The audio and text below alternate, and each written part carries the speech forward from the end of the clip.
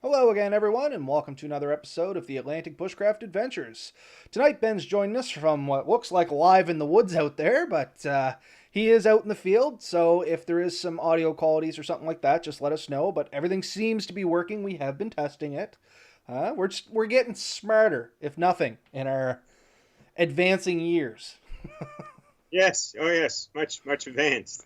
But yeah, so tonight we're going to be speaking a little bit about first aid in the woods. So not necessarily giving you guys first aid techniques or anything like that, but just talking a little bit about what we carry in the woods, what we think is some good ideas, and maybe little tips and tricks. But full disclaimer at the first, we're not going to teach you guys woods first aid or anything like that. Just want to get that out there, clear the air. Not what it's about. I do recommend if you're interested in something like that, go out and take a course on it. There's even a basic first aid course, or if you want to get a little bit more in depth, there's medical first responder. If you want to get a little bit more in depth again for the woods, there's emergency wilderness first aid. And then if you want to go a little bit more than that, there's whatever level that you're good with, there is a course out there for you, and they are well worth the time and money put into them. But all that being said, first aid in the woods. Um, you always hear Ben and I preach about safety and do things safe. So, my humble opinion, if you go into the woods, you should have at least a basic first aid kit on you to help you in case something does happen in the woods. Like, hopefully, nothing ever happens to you in the woods, and in a perfect situation, it never would. But if it does, you kind of got to be ready for that. So, on that note, why don't you tell us a little bit about what you usually take into the woods, Ben? Like, what's your basic go to gear for going out and just doing like a day run or even an overnighter? So my basic gear is actually probably less than I should be taking. I'll admit to that, and I mean I know better, but I went this weekend past camp and I took a little tiny. It's a pre-made first aid kit, and I usually throw the odd thing, extra thing in there, make sure that it has a few little niceties. I got some hand sanitizer I threw in there. I got some dental floss. I usually throw that in there. That's good, strong stuff, um, and comes in useful. Little hand warmers, emergency blanket, um, antibacterial wipes, band-aids. Pretty well standard fare for what you'd expect. I think this is kind of like a moleskin. You heal all Mm-hmm. heals. What I try to do is think about what type of things. There's another type of moleskin, because what type of accidents or injuries are you most likely to sustain while you're out there? And for me, it's cuts, bruises, and galled up feet. I've basically, not myself, but people I've been with have, and we've talked about this, have been in a position where they've galled up their feet bad enough they couldn't get out. Something like this, it's not a life-saving thing, but it makes the difference between getting out and being somewhat comfortable and barely being able to move. Uh, but you can't predict absolutely everything, and having a course like you mentioned, like I've done the wilderness first aid. I'm guaranteed it's expired, and I'd love to do it again. It's well worth doing. Oh, It it's was a definitely two a day, good course. Like it's an amazing course. and but something I try to keep on me, and this actually came in helpful today. I performed first aid today. Do tell. Uh, it wasn't on me. It wasn't on a human being. It was actually on a dog. Uh, a neighbor. I'm normally at my cabin. I'm out by my father-in-law's place right now, and shooting from his internet. So if anyone sees people walking by and says, "Oh, Ben tricked us. We're in the woods," no, no, we're not. You're on the He edge of the lives. woods. There is clearly trees behind you. Oh, he lives at the end of a road, right next to a river. It's a beautiful little spot. But while I was at my cabin, I heard a call for help. Went over, and there was a young girl there, young woman, not a girl, and she had a dog, and she was holding the dog down, and there was two hooks in the tri hook fishing Mm-hmm. hook, one in either nostril. Ugh. And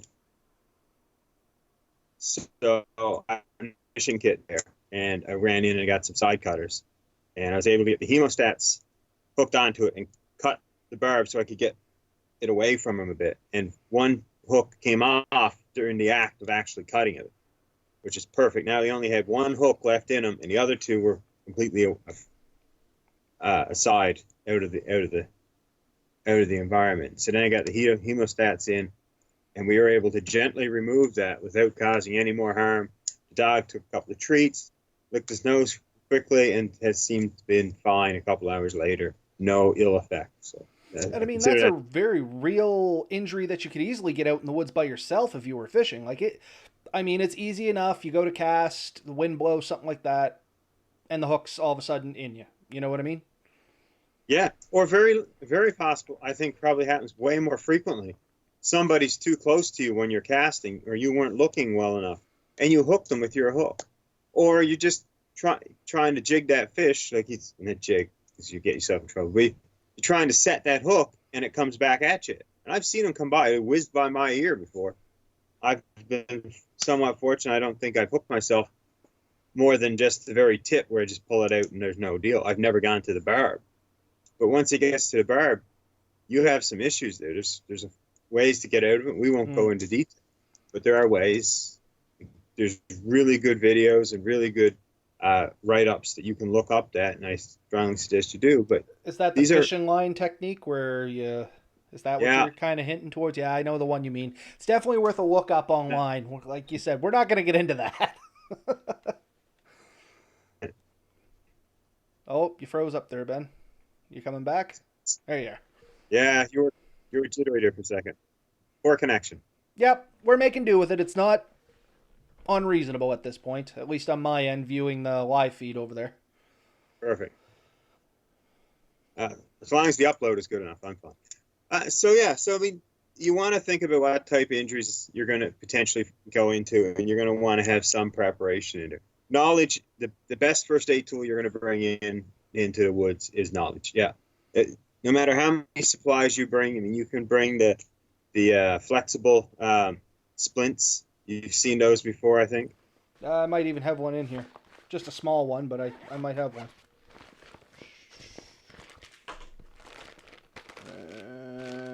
Nope, not in this kit. That's in my crash bag. Oh, might be in my big one. My truck kit. I was going to say, I'm pretty sure I had some of those. Like that. This is mesh splinting. So yeah, good. That one's good for your fingers or something. You can get them that are good for legs and arms. Well, this is a wrist size one actually. Finger one is more like yonder there. Okay, so things like that. I mean, if you know what you're doing, you can cut a couple of sticks and some band-aids or rope, and you can splint yourself up. Those triangular band-aids. I know St. John's First Aid really pushes those as being a great tool, and they are. 101 uses for sure.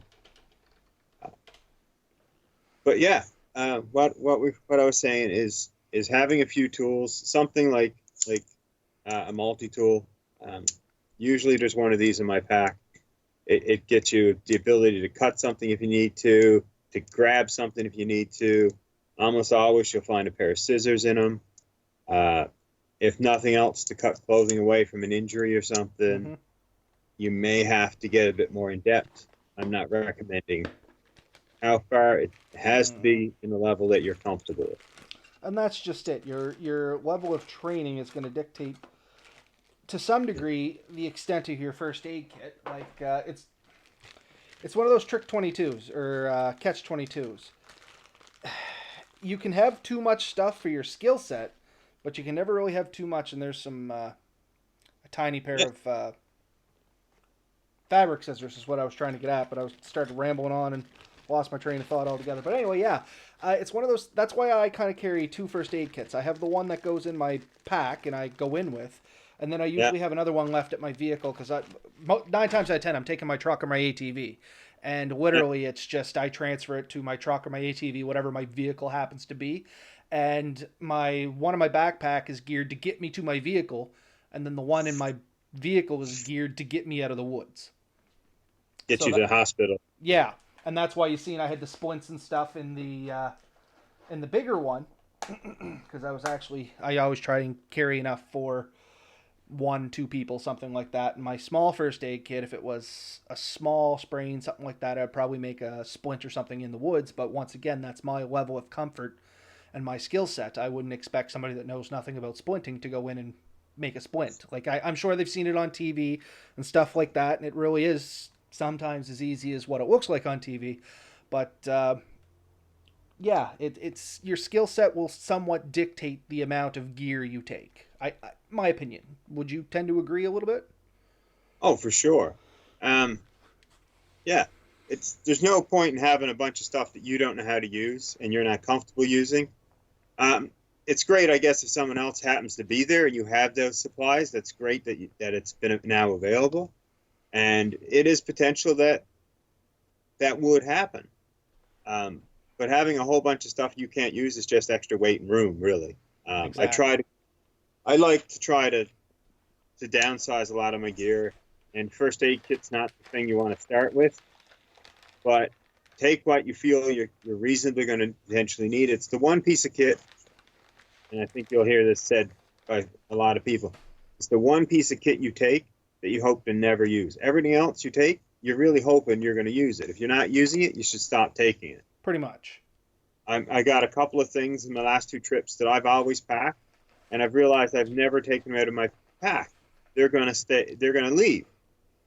The first aid kit is one of those items, but it's not on the list to be kicked out. It's going to stay there because if I need it, I need it. It's not something you can say, "Gee, I really regret not taking it." You know, the extra stove or a knife that you've never actually found an actual use for, although it's cool as hell. It's it's not the one you need to take, but a good first aid kit probably should stay on your list. Yep. And like I said, my both of us preach safety. Yeah, And the number one thing that you should take into the woods, aside from, a good skill set, is definitely some first aid. Even if you're just going in for a little walk, they make pocket first aid kits. It's real easy to get stung, get a tick, something like that in the woods. And it's just nice to be able to be set up to handle that instead of having to wonder, okay, well, now I got to get out. Am I going to make things worse by trying to do this, that, and the other thing? And continue on your adventure. um, and what you want to think about too is, and this may not list on first aid for a lot of people, but preventative measures I think belong in there. And something that I usually keep that's next to my first aid kit, although not necessarily, things like my fly dope and my sunscreen, which is what I have in my hand right now. Something that is going to prevent you from needing first aid. Yes, no, 100%. Like when we went out to our waterfall trip, both of us had bug spray. Yep, And I think both of us had sunscreen in our bags. yep. Um, and yeah, that all falls on preventative maintenance. Even when we had our fire, I found some. I want to say it's Usnea, old man's beard or something like that, and I always threw a handful of it in because the smoke itself keeps the bugs down a little bit. You know what I mean?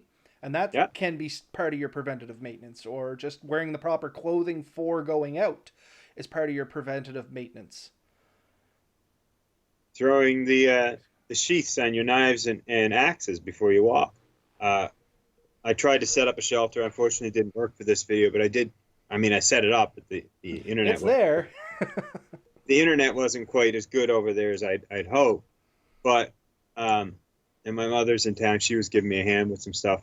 So we went for a walk to cut a couple of quick little tent pegs with the axe, and I was very careful. And we talked about it to make sure that I had that secured down when we walked, so that we weren't running that risk of someone getting cut. No, and 100%. And something that Chris mentioned here, which I was going to get to later on, but I might as well bring it up, seeing he's mentioning it, is crazy glue or gorilla glue, which is what I carry as well. That's an amazing thing to have in your first aid kit, not only for your first aid, but you can make minor repairs of things while in the woods. Like, I mean, it's up there with duct tape. I carry duct tape in my first aid kit as well. As Ben had mentioned, he had second skin or moleskin there. Just it helps against chafes, blisters, and things like that. Duct tape is basically the poor man's moleskin. It doesn't work as good, and when it goes to come off, you may have some issue.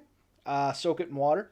But I've used it a lot of times where I've gotten a blister because maybe I wasn't wearing the right pair of socks or my feet got a little more damp than I expected. And you just slap some duct tape over the blister and it'll get you out a lot more comfortable than if you had nothing. So, and I see a lot of people wrap it around like Bic lighters, and that's a Oh great yeah. way to take some in. But yes, crazy glue. I've actually Yeah. used crazy glue to seal a cut. Probably can't see it, but I have right here in along my thumb. I was doing firearm maintenance. It's irrelevant where, but anyway, I was doing firearm maintenance. Long story short, the sight on the firearm went across my hand and it gouged me right down to the tendon. And I went in and I got it stitched. It was 15 stitches or something like that. And I think they're supposed to stay in for 10 days or 10, 11 days, whatever it may be. Anyway, went in, got the stitches removed. On my way home, it split back open. So instead of going back and getting it sewn back up, went home, took the tweezers, squeezed it together, put some super glue on the outside of it. You don't want to try and get it in the cut because then it kind of interferes with healing. You kind of want to heal or put the two pieces of whatever together and kind of cover the outside of it and then wrap my hand, and ultimately that's how I ended up healing that injury, and it worked really well. Crazy glue is in my first aid kit and my knife sharpening kit. Yeah, that's a good idea to put in a knife sharpening kit. Never thought of that. It seals and keeps cuts clean, and that's exactly it. Something I carry in my first aid kit that I don't expect a whole lot of people to carry is, Ben had mentioned floss, which I just took out of my truck kit there. But also along with that, I have several needles, some hooked, some things like that. And I have been in the situation only once and ever once, and I hope I never have to do it again, where I have had to stitch myself up. Funny enough, it was in the Cape Breton Highlands. Long story short, I actually gouged myself across the wrist there. I don't know. I think I've shown you the scar there before, Ben. You can kind of see it in the lighting there. But anyway, it was bleeding pretty bad. I was worried I might have nicked something a little bit more important. Anyway, I was dropped off by helicopter and knew nobody was coming back for me for at least a day. So I basically did what I thought I had to do and sealed the cut and wrapped it and basically just sat tight until somebody came in for me.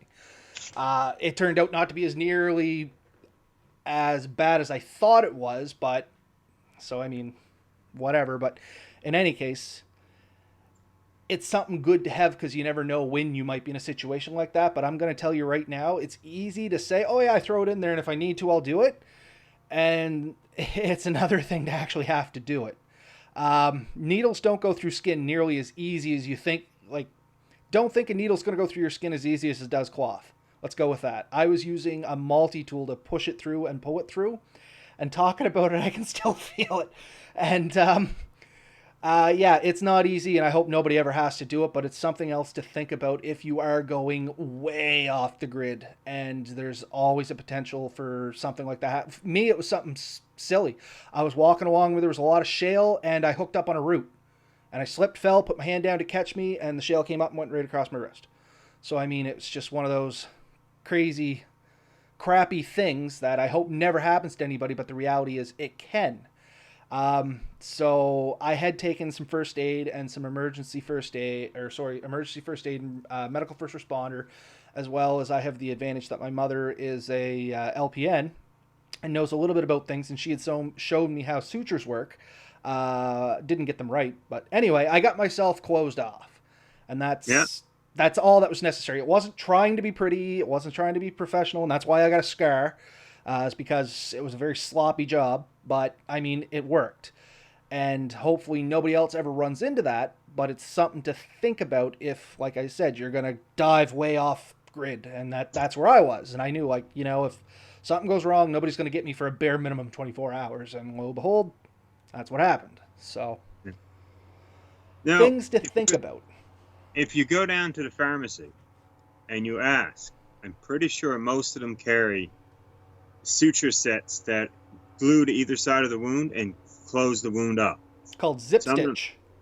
some of them are like, yeah, like zips. Yeah, and there is a commercial product available you can buy online, which is the zip stitch. And that's Yeah, exactly what it is. It's like two little plastic things and a zip tie across it. Yeah. They are incredibly expensive, but I can guarantee you now, if you're debating if you should have one, if you ever have to use them even once, those things have paid for themselves. I Oh, would yeah. have killed for one of those over trying to sew myself up. They seem real cheap the day you have to push a needle through your skin. Oh my god, you like it's there's no describing it honestly. If you think it's like into a tattoo, you're wrong. I will give you Now, that. I have a tattoo and I'd get my whole body tattooed over doing that again. and the other thing is that there's ones that have like an elastic between them, and I think they're like butterfly stitches might be the name on them. Yeah, I've seen those. I don't have a whole Yeah. lot of experience with those. So you pull them out, you stick them on, and I think when you pull the paper off, they're pre-tensioned. They kind of pull together. Um, there's definitely different methods out there, and some come and some go, and different companies do changes and stuff. But it's worth going down to your pharmacy. I mean, not your average kit may not have these things, but if you ask at your pharmacy, they very well may have them, or maybe you'll get some of these types of things in for you.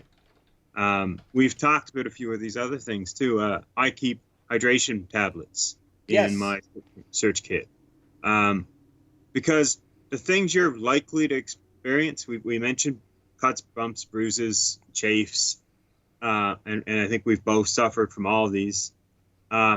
Heat stroke and Heat exhaustion.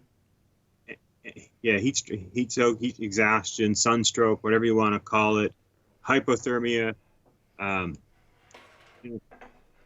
Essentially, if you overheat or underheat in the woods, you have an emergency situation. There are things you can take to help with that. Keeping hydrated is obviously one.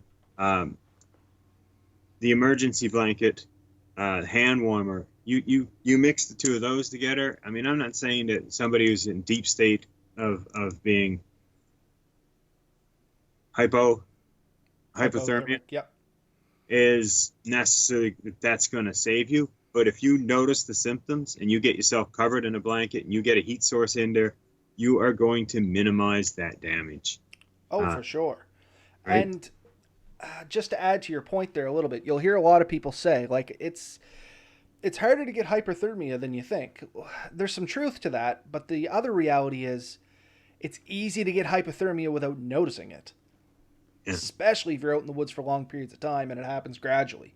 You just start getting colder and colder and colder, and you got to notice the signs of stuff like that, like on coordination, slurred speech, sluggishness, tiredness. Be aware of yourself as well, not just from the like actual physical impacting, cutting, slashing, things like that could happen to you. Be aware of your state of mind and how your body's responding. That's an important thing to do for first aid as well. I have had hypothermia, just mild, and once I never even knew I had it. Just out in the woods, working all day. I was really groggy. Thought maybe I didn't sleep enough the next night, and I was actually starting to go into the initial stages. The other time I fell in water, knew I had it, and that was a terrible experience anyway. But that's the classic one everybody always thinks about. But it's really easy just to go out and you don't notice you're getting cold. And another big one is frostbite. Frostbite's real easy to get in Nova Scotia weather because we're always so humid. It's easy just to catch a quick breeze and, your ears kind of feel cold or your nose feels kind of cold, but then you kind of forget about it because it starts going numb. And you'll notice it on your buddy before you notice it on yourself because the skin looks eerily waxy and kind of pale. And that's the other thing is if you're out with somebody, you kind of got to be your buddy's first aider and they got to be yours. Always be monitoring and watching and things like that. Yeah, and I've heard stories that mimic what you just talked about a few times. And strangely enough, growing up like in Newfoundland, we had colder temperatures. You're 100% on there.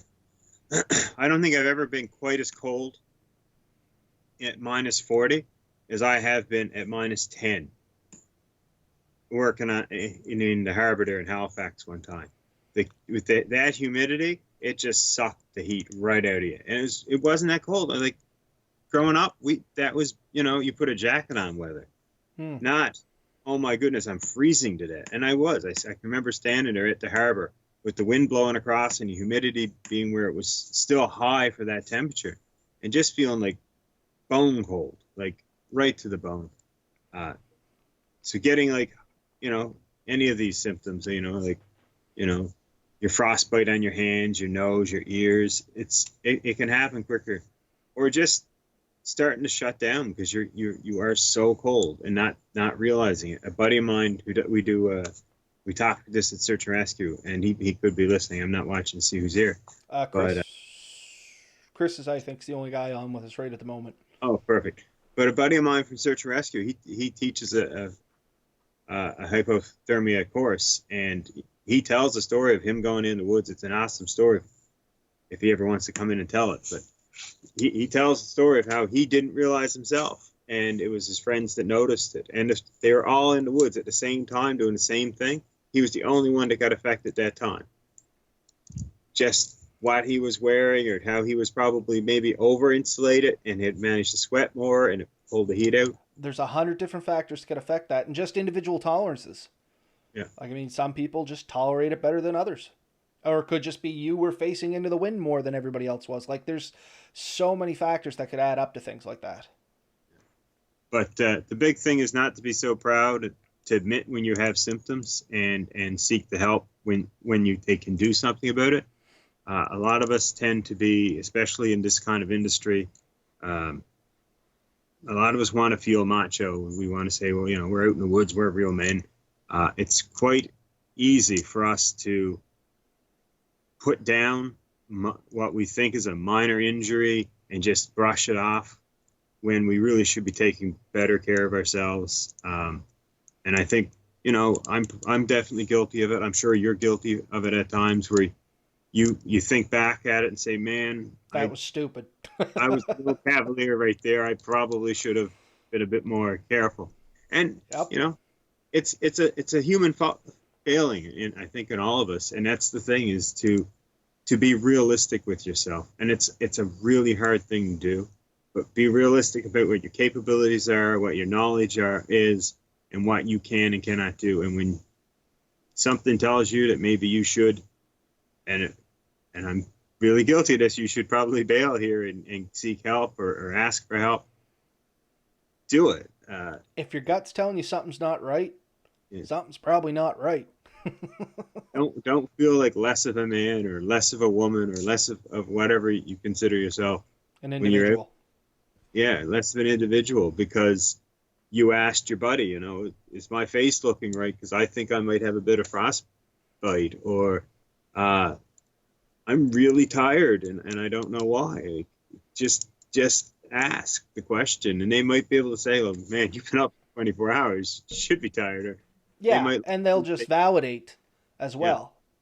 But they may be able to look at you and say, "Yeah, like let's sit down. Let's have a cup of coffee. Let's." And sometimes that's as easy as it is. Sit down, get your heat back, have a cup of coffee, and move on. Yeah. And yeah, these are all types of first aid. And if you do your job right, if you do your preventative maintenance, if you take care of yourself, the need to depend on this pack goes down. But that's all it's still first aid. Like your cup of coffee is a first aid item if you're really cold and you're trying to warm yourself up. It's a great way to warm yourself up, just holding it, and then you have the conduction as well as a tiny bit of radiant heat. But as you're sipping it, you're also going to get that conduction radiation inside. Oh yeah, get the act of getting a fire going, getting your fingers moving and stuff. Like it's all an important aspect of that whole thing. So yeah. And past that, the other thing we probably should touch on, and it's a big one, is hygiene. Stay clean. It's very easily overlooked in the woods. Like you get out there 2-3 days and you don't think about it, and you don't notice your own smell. If you do, you might, depending on the weather. But it's staying clean is a good thing, and I mean, you should be at least cleaning yourself off daily, if nothing else. Just baby wipes are a great thing to keep, or I guess they make wet wipes and stuff like that. It's all the same stuff, but anyway, Yeah, Just something like that is easy to get your hands cleaned off, get your face cleaned off, and then you're less prone to getting like ingesting problems. You know what I mean? Like you never know what you've been handling. Yeah, you're in the woods, you're handling dirt and trees, but it's not the dirt and trees. It's the stuff that was touching the dirt and trees before you were. but we both took baby wipes, and I think, I mean, I think they're awesome. They're an awesome little thing. They're lightweight. They keep you clean.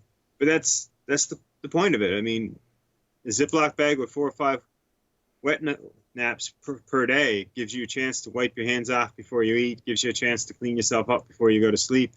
It's not as good as a shower at home. No, but I It's mean not. it's something. If you're a It's real stickler about it, I think they're called. If you look Google one wipe, yeah, it's literally a wet wipe that their claim to fame, quote unquote, is that one wipe will give you the equivalence of a quick shower. Like you should be able to wash your entire body with it, which is all good and dandy. I just carry a handful of baby wipes because they're cheaper than buying the wet wipes or whatever it is like that. I keep an entire pack in my truck and an entire pack in my four wheeler. And I mean, they have saved me 100 times. If I just wanted to clean my hands to eat or yeah. wipe my eye, or like, I mean, it's the dumbest things that you'll use them for. And you're like, holy crap, that saved my bacon. Well, we keep them in the car now. Well, we have kids, so Yeah, I have of kids course we too, have wet naps. But I find myself using them way more than one would like to admit. oh, yeah. And I mean, in a pinch, they double as toilet paper. So, I mean, They keep that in mind too. definitely. Jesus. Um, anyway, yeah, the only other thing I wanted to mention in a first aid kit, unless you had some more to say on the wet wipes. No, No, wet nights are covered. I carry a small selection of medication and pills. Like I take an antacid. Yeah. I do get bad heartburn, so I always take a couple antacids in there. I have two different types. I got allergy medications, something as simple as a cold and flu pill. Like it's just an over the counter variety, don't get me wrong. There's Benadryl in there, just in case. There's a couple pain relievers in there. And the only other thing I take, if I'm going for prolonged periods of time, is something like an Imodium, in case you get into problems where you're continuously going to the bathroom and you want to slacken that up. And for the complete opposite effect on that too is I can't remember what they're called, but there's some sort of just over the counter stool softener. And I mean, they're all, if you're going for the long haul, it sounds like dumb things, but that's, once again, it's part of your comfort, and you have to keep your body working the way it's supposed to. Because that can lead to other problems if you don't. I mean, the heartburn alone is a major problem if you're in the woods and you have no way to get rid of it. Like, yeah, you can eat a little bit of charcoal, and it'll calm things down, but you know what works way better and way longer? Papa Zantac. 24-hour relief, and all you need is a mouthful of water, right? So it's simple things. And you bring up a good point, and you take more medication in your bag than I do in mine. Um, But that's from experience. I've gone in group camping, and I have yeah, had the bee sting with like a mild allergic reaction or a spider bite or something. It was some sort of insect related thing, and somebody that did have some bowel problems and needed an Imodium, and somebody that did just need a pain or some sort of pain medication. Like, and then you're just like, you know what? Screw it. I'm going to go buy one of these. It's just an 8 compartment thing. I think I bought it on Amazon for like $3. And I just drop one or two pills of everything that I could possibly need or want in the woods. Like, this is my niceties, is what I call them. But these niceties become very, very well worth their weight in gold uh, yeah. going on. Sorry, go ahead. Geese are attacking. The only thing I want to say with this is squirrel. Be careful with any medication you take in, especially if you're not familiar with it yourself, and if you're giving it to someone else. You have to know, because what goes from being, oh, it's very nice, you got a headache, here, have this, to becoming a much bigger instance. I Yeah. myself have a few medical allergies. I grew up with no allergies. I gained most of these in my adulthood. But one of them is to codeine. And it's found in quite a lot of medicines. It is, because it is. I think it's an accelerator, is it not? Makes the Uh, medicine work faster.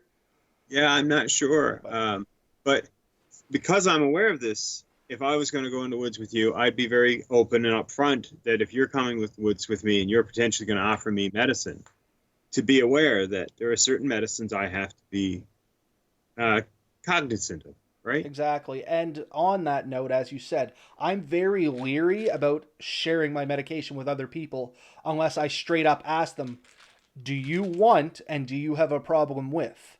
And it Yeah. usually has to be pretty bad. I usually keep my medication for myself, but or my wife or something like that, like pretty close to the heart, play my cards close to the chest, as they say. But Yeah. yeah, very good point. Don't just hand stuff out and be like, "Oh yeah, you got a headache, just take these, you'll be fine." Like no, like I have Tylenol and I have ibuprofen. Can you take either or neither? I I have been in an office environment where Just somebody hold said on a I sec have there, a Ben. headache. What? Just hold on 1 second. For some reason, we disconnected for 2 seconds. Oh, sorry. Nope, we're good. I think we're still good to keep rolling. But I was in an office environment one time, and I mean, this is in an office environment where, getting to your doctor is not a big deal. And somebody complained of a headache, and a coworker offered someone prescription medicine, not over-the-counter medicine, but Yeah, prescription see, medicine. that's real dangerous stuff there, all for prescription medicines.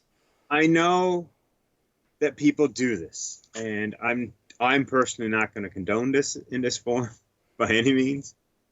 Be awfully leery about anything you do with the medication. Make sure you have the history, you know of any issues.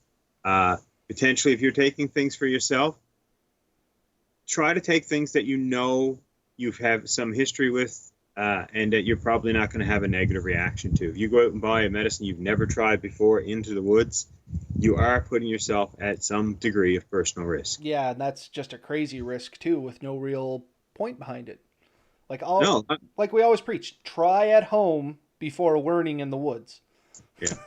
Uh, yeah, you don't want to discover that you cannot handle a certain pill or a certain medication and be knocked completely senseless, have a ridiculous rash, or heaven forbid, anaphylactic reaction where you all of a sudden can't breathe. And on the flip side, if you have known issues and there's medicine you should have, take it Mm-hmm. and share. Like be open.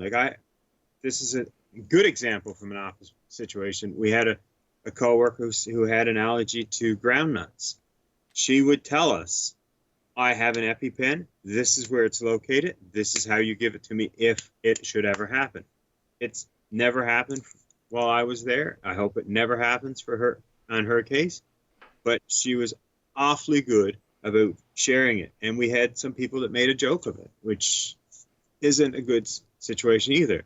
No, and I mean, like you said, people don't be afraid to share things like that. That's number one. That's your lifeline. If something happens, and for some reason you need to go into anaphylactic shock, and you can't get out that you need your EpiPen, I mean, that's just a terrible situation to be in. You know what I mean?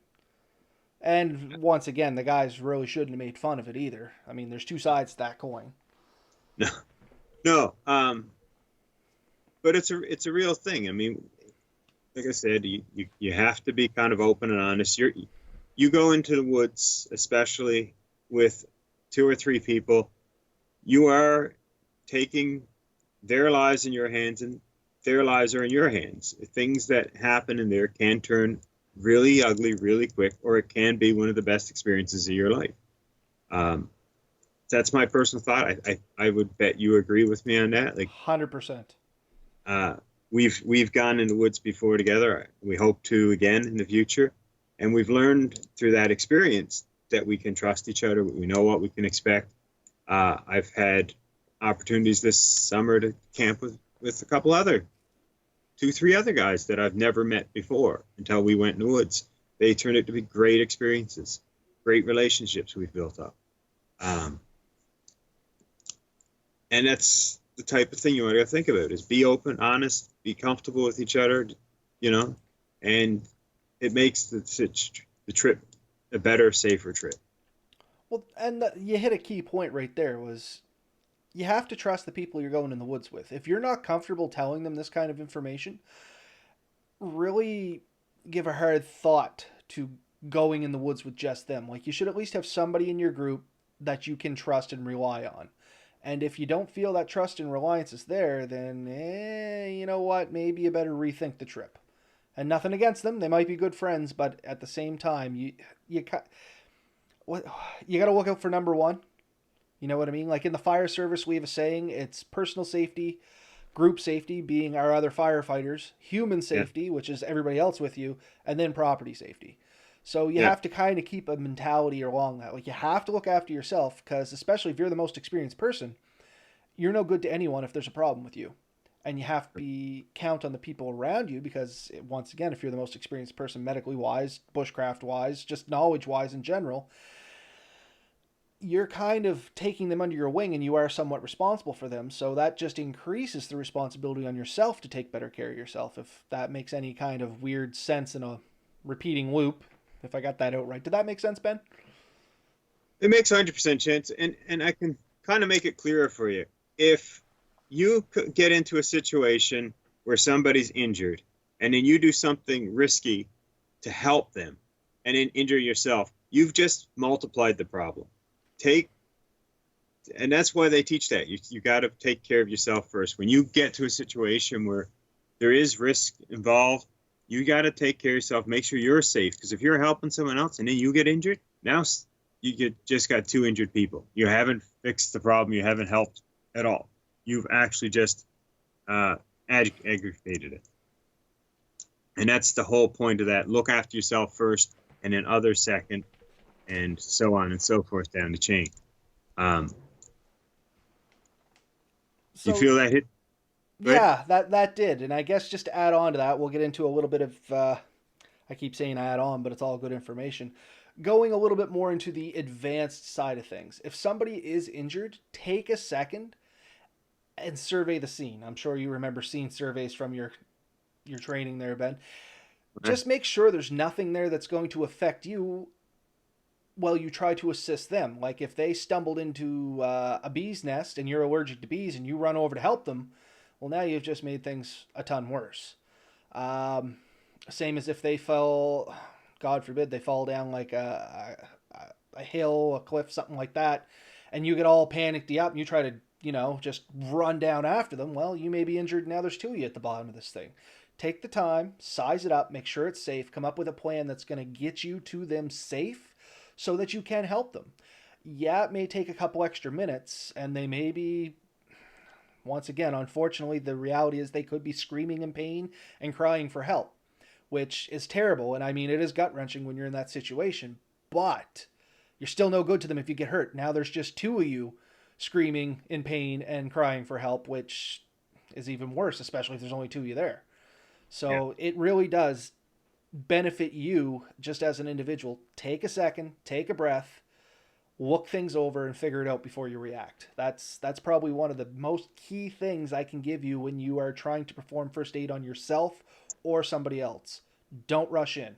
Even if you're not first aid guru or something like that, even like if you're just trying to get to them to comfort them, take a second, make sure it's safe to do so, or figure out how it's going to be safe to do so. We do at work. We do a confined spaces course. In fact, eventually I may be teaching it. I will be teaching. But when I was doing the sit-in, the train-to-trainer type thing, that was a big part of the thing, because with confined spaces, and the wilderness is not without confined spaces, falling into a crevice or like a bat cave where air could be of limited value. Nova Scotia's full of old mines. Old mines and stuff. If somebody falls into one and you're like, oh my goodness, someone fell down into a hole, and then you jump in behind them and there's no good air down there, now you have two people injured. And this is a real thing. This has happened to people in the past, in industry, in farming, in a lot of areas where someone has entered what's technically a confined space, ended up passing out. Someone went in to help them. They ended up passing out. And there's a story, I think it was down in the valley here, where a whole family went in trying to save. I think the father sent his son in. The son didn't come back after a period of time, so he said, can you go check on your brother? The brother went and checked on his brother, seen his brother down into the pig pen, like a dugout area where they were putting the manure, the waste. Mm-hmm. Jumped in to help his brother, and there was most of his family before the old guy showed up and realized what was happening and called for help. And I think quite a few of them, if not all of them, passed Expired. away. That's not good. But yeah, It's a horrible it's an story, but unfortunate situation. But hopefully we can learn from that, it and it makes it not so highlights much in vain. it highlights your point. Take a few minutes. In confined space, we have a checklist, and it's the whole point of that checklist is to actually slow things down and not to speed things up. It's to slow things down and make sure people actually think about what they're doing. Because rushing into a situation, you're just as likely to make it worse than you are to better. If you take a few minutes, you're most likely going to make the better decision. You're going to think through and say, if I do this, I'm liable to get hurt. Or if I do this, he's liable to get hurt worse. If we take time and figure out a plan and implement it and take stock of our resources, then our situation goes up generally. And that's 100%. That's the other side of the coin. Even if you made it to the bottom of the ravine or something, and you were in a big hurry to help somebody, and you give them this big jerk, if they have a potential head, neck, or spine injury, you could have made things way worse. And I mean, Oh, yeah. once again, that's going to come with your level of training. The old saying is life over limb, and sometimes that's acceptable or not. Once again, if you feel like this could be a problem with where you're going out into the woods or stuff, I highly recommend getting proper training on that to some degree to at least better educate yourself. Even once again, if it's a basic first aid kit, you learn a first aid course, sorry. You learn a ton of information in basic first aid. Like even CPR. Somebody takes a hard fall, hits their chest, their heart stops. CPR could save their life. Oh, yeah. I mean, it's just little things. The number one thing you can take in, as we said at the first, is your own knowledge. And calm yourself down and take that second to make sure you're going to be making a situation better and not making it worse. You don't deal with H2S gas where you're at work, but I know that can be a problem with confined spaces as well, which, if anybody's wondering, is a lethal gas. One breath of it and you're pretty much, that's lights out. But same kind of story. Somebody was in somewhere where this gas potentially went in, and they watched them walk in and they dropped. They thought he took a heart attack. Somebody went chasing in after him. They dropped. Some third guy seen everything. They're like, what's going on? He ran in. He dropped. And then it was, like somewhere down the line, somebody's like, whoa, boys, just hold up. Something's not right here. And I Yeah. mean, it's as easy as that. Everybody wants to react fast. And unfortunately, that just doesn't always make things better. Take that second. Yeah. Yeah, for sure. Yeah, I think we've covered that. Yeah, I know. We're hammering it in, but it's an important point in my mind. It's a very important point. When we, like you said, basic first aid is pretty good. And when I did the wilderness first aid, although we touched on a few odds and ends, it was essentially basic first aid. The big add-on to that was how to keep someone comfortable in the woods for an extended period of time. Because with wilderness first aid, as opposed to basic first aid, where the expectation is within 15 to 30 minutes, an ambulance is going to be there to help you out. With wilderness first aid, you could be 24 hours before. Or longer, depending on where you're at. Because, I mean, I had the advantage of a helicopter could get to where I was. Yeah. That's not always the case. Yeah. If they don't know where you're to, if you've really messed up and missed the basic of what we've taught, where let people know where you're going, all this stuff.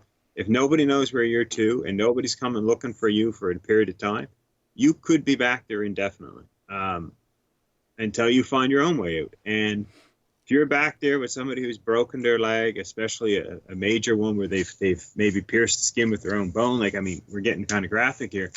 That's not somebody who's going to walk out necessarily, right? Like, and what you need to be able to do is keep them comfortable, keep them from going in shock, keep them from having further injuries. So you got to keep them warm, you got to keep them dry, so now in that situation, what we were learning to do was build a structure over them, keep a record of what we did, keep a record of their pulse, everything to do, and then try to get help to them. And that's where, I mean, I know a lot of people like the solo camping. I love the concept myself, but at least if you're with a buddy, you got a chance at somebody going for help. somebody to help you out. If you can go with 2 or 3 buddies, your chances go up and up in a bad situation. Oh, You for know, sure. we were taught swimming. I'm sure you were taught the same thing. You go swimming, you swim with 2 buddies. Yeah. Because if Ideally, one yeah, you buddy, should be swimming in groups just in case something happens.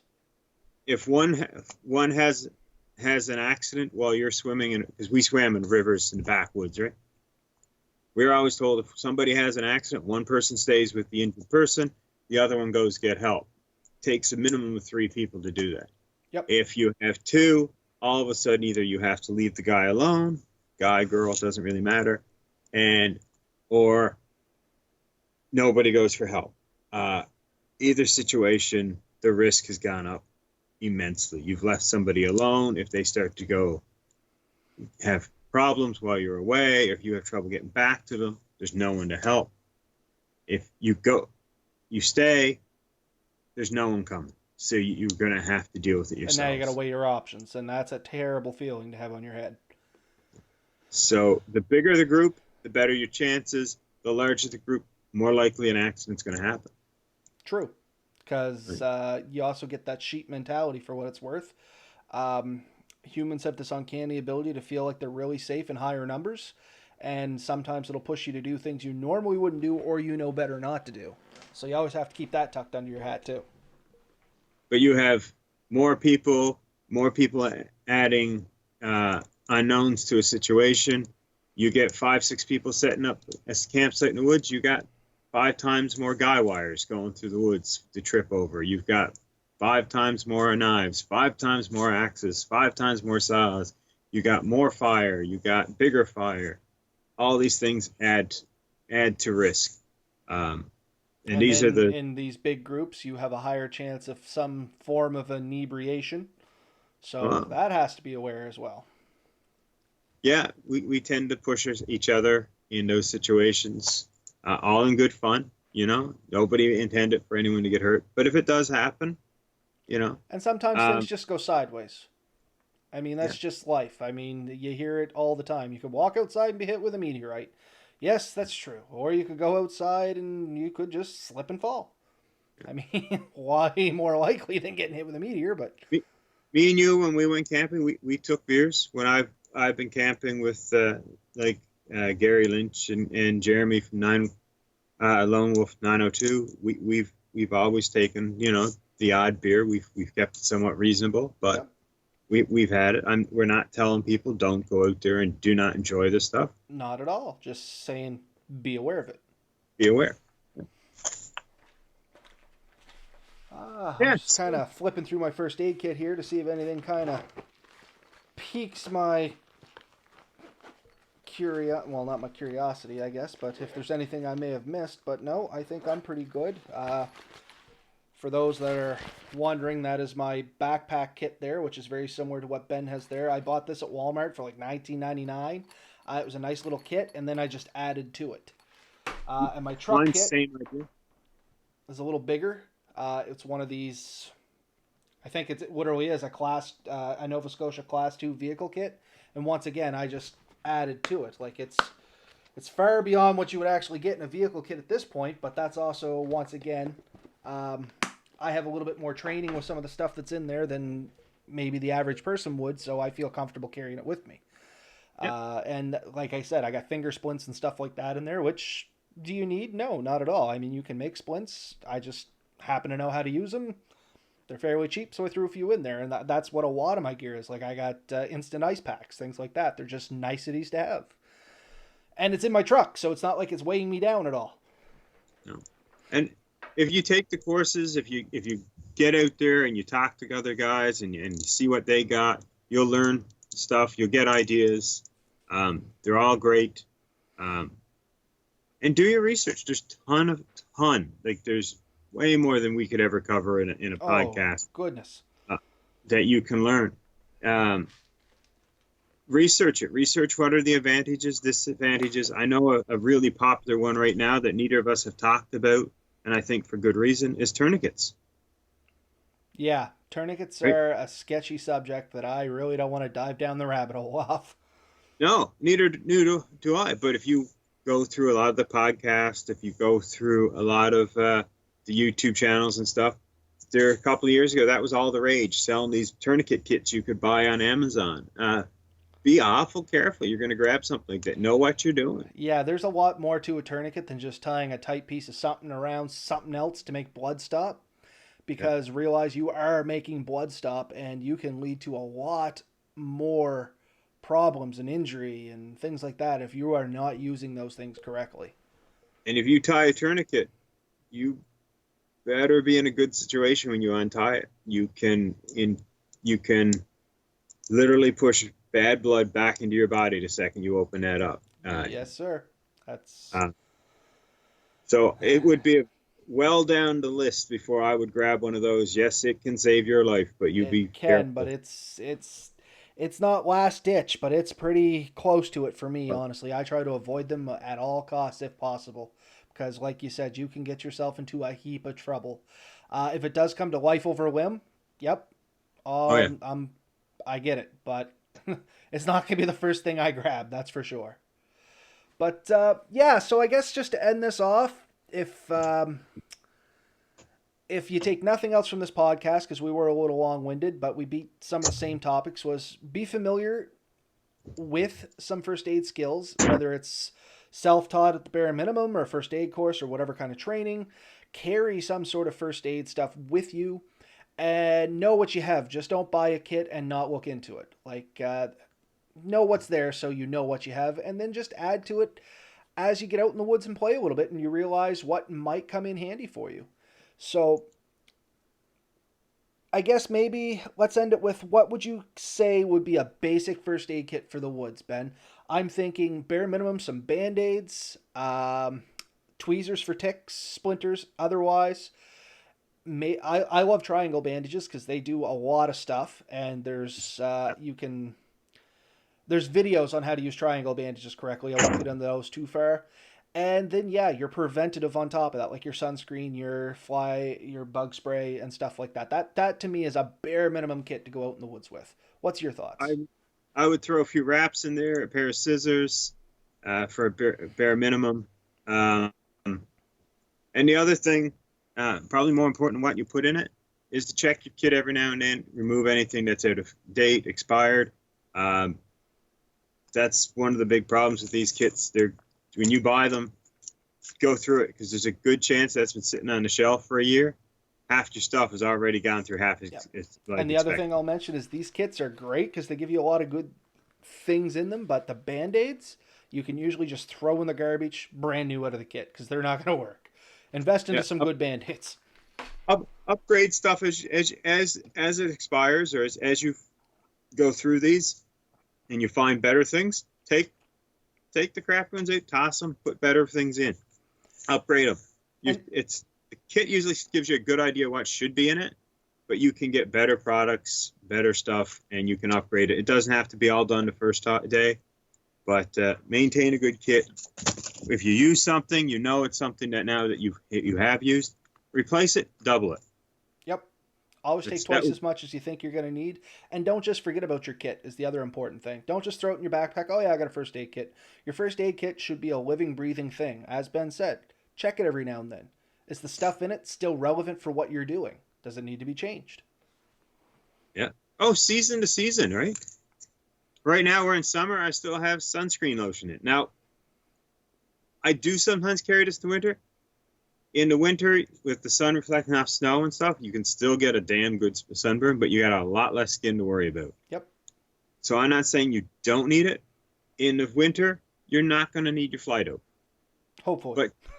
But if you do, you found someplace that I really want to go check out. Well, it could be here sooner than we hope. I know, it's already cooling off. But no, these are things. Go through it, like you said. Is it relevant for the trip I'm doing, for what I'm doing? Try to keep your kit as useful as possible without having a bunch of stuff that you really don't need.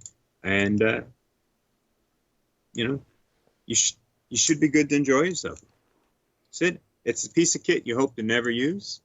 And if you're thinking about it, I honestly think if you put your time thinking about your kit, you're thinking about things that can go wrong, it's going to improve your chances of avoiding those situations. I couldn't agree It's, more. Like right? It's in your head. It's clear. I agree. And if, I don't want to keep repeating the wheel because I know I'm just going to start down that rabbit hole of rambling on about the same things I already did. anyways, great discussion. We'll have something else next week. It'll be a surprise to probably all of us. And not that we're going to put first aid to bed. We may come back to this at a later time if questions arise. So if you do have some questions, uh, as always, shoot us an email, comments, whatever you need to do. I'm not really great with smoke signals, but I mean, whatever you need to do to get a hold of us to ask your questions, because we love to hear from you. That's what we thrive on, is hearing your guys' stories, your questions. It gives us ideas on what to talk about. If you have an idea for us to talk about, just get in touch with us. If you want to be on the show just to chat, heck, I'm pretty sure Ben would be on the same page when we say we'd welcome the company. So, Yeah. anything else you can think of, Ben? No, I'm pretty happy. I think we've got this covered. Like I said, it's not something you'll ever cover absolutely everything on, but it's a great subject. It's great to keep people in mind of keeping themselves safe and making sure they have the right equipment to do another trip. So, And I agree. And as always, everybody, get out in the woods, have fun, get dirty, but play safe. at all. Have a good one, guys.